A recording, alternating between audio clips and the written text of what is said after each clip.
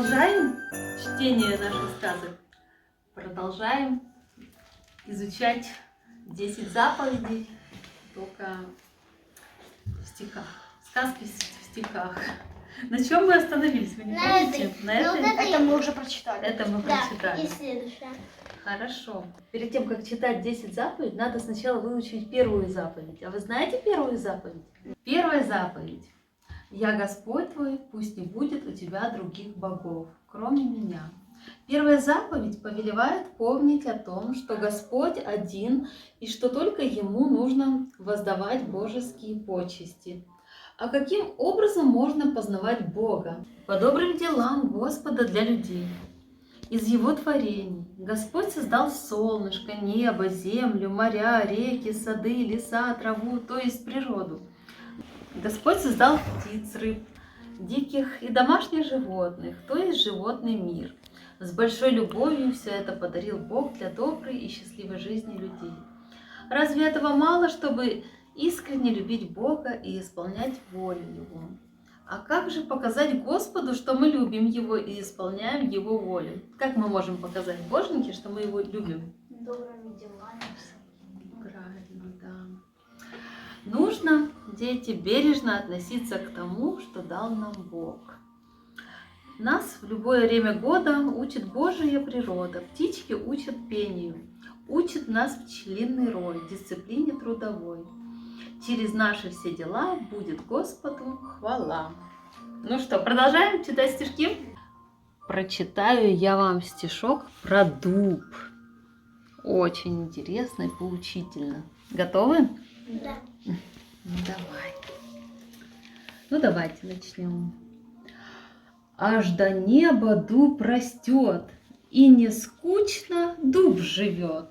Свила гнездышко, здесь птица, а в нем птенчик суетится, а повыше домик белки. Где домик белки? А вот домик белки. Прыг да прыг по веткам стрелкой. Жук под листиком поет, рядом стрекоза живет, а под дубом поросята, желуди жуют зверята.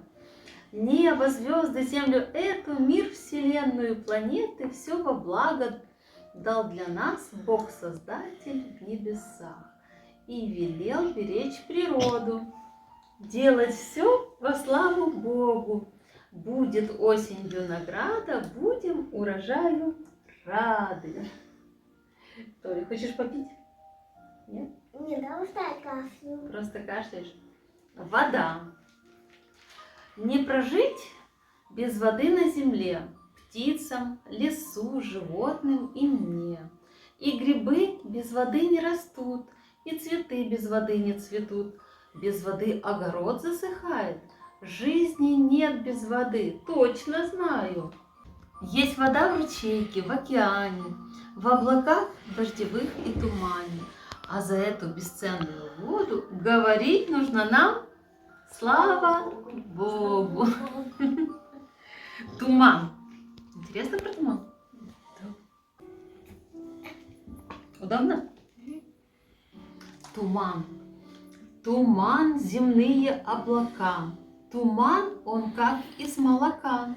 Плывет над речкой и землей, бывает в море он бедой, сбивает с курса корабли, а где-то на краю земли, где мало питьевой воды, туман спасает от беды.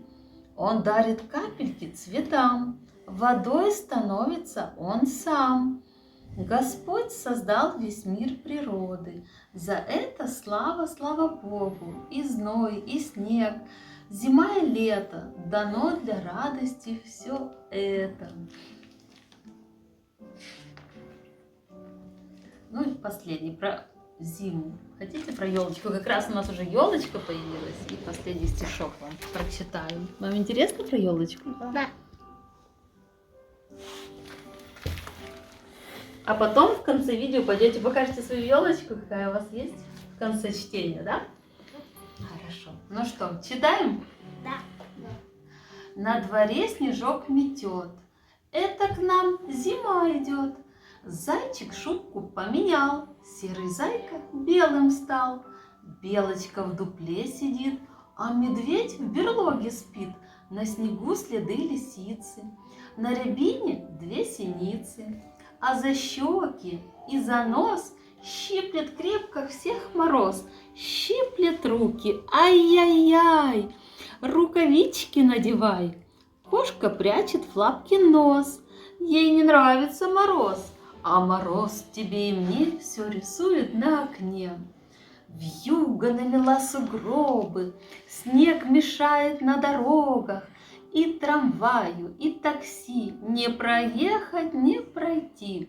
В белом платье лес стоит, речка наша не журчит, реченька спит подо льдом, лед у речки теплый дом. Будет праздник Рождество, радостное торжество. Иисус Христос родился, мир надеждой осветился, а у елки 100 затей в Новый год для всех детей. И Снегурку в хоровод зима-зимушка ведет. Ну что, бежите к своей елке, да? А мы на этом будем заканчивать свое чтение. Бежите к елке! Пошли. Что, Олечка, покажешь елочку? Да! Вот такая у нас елочка. Маленькая крошечка. И еще у нас есть маленькая Николюшка. У нее в этом году первый Новый год. И для нее все интересно, все необычно и все ново. Кира, не надо. Интересно эти Да. лампочки. А вот Деду Морозу письмо вы написали? Я не умею писать. Не умеешь писать? Попроси Киру, Кира уже умеет. А Марк написал? А, Помоги мне писать. вот так.